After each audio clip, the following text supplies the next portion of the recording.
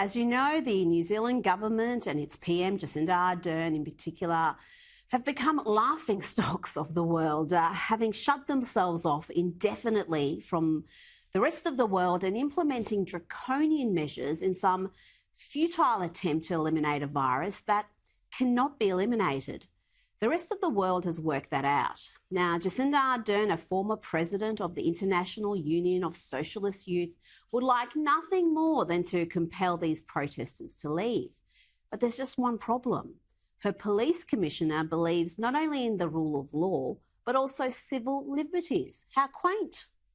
New Zealanders contacted us, and many still are, saying how proud they were of the restraint and professionalism shown by police at that time.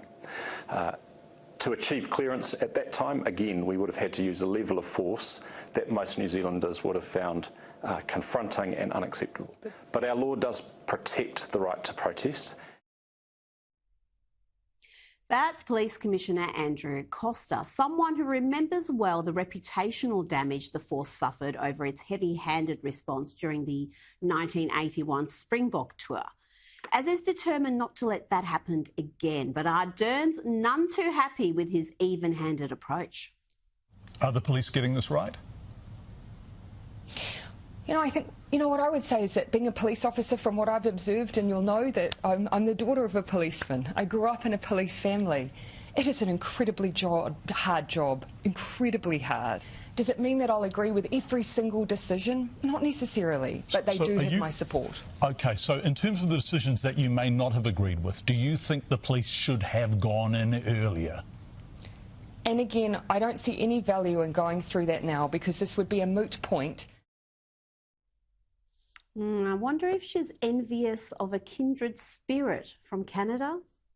The consequences are becoming more and more severe. You don't end up losing your license, end up with a criminal record, which will impact your job, your livelihood, even your ability to travel internationally, including to the US. We've heard you. It's time to go home now.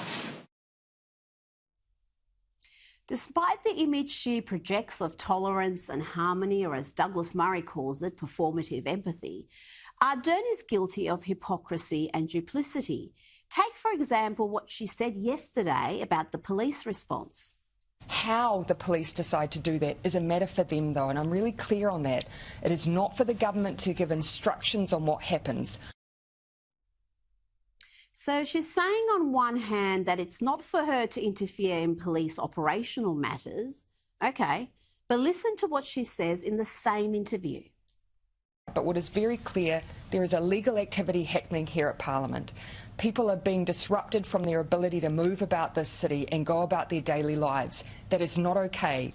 They need to leave. They have made their point, and it is time to go home. Ultimately, this would all be resolved if those who are currently there accept that the point has been made and it is time for them to leave. She's not so much telling the protesters, she's telling the Commissioner of Police. But he's not yielding, and today the government showed signs of capitulating.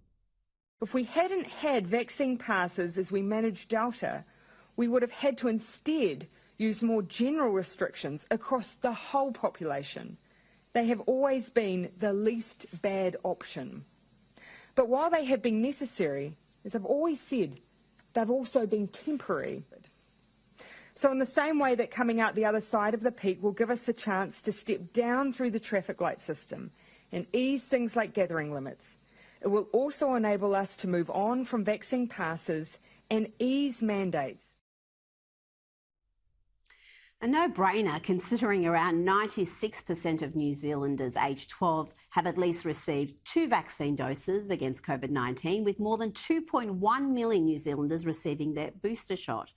And deplore the protests all you will, Jacinda Ardern, but this is power to the people, as you socialists constantly tell us. As for you dictating the protesters must go home, what was it you were saying back in 2019? Would again reiterate New Zealand's position that we are a nation that supports the right to protest, the right for people to be able to peacefully demonstrate without the use of excessive force.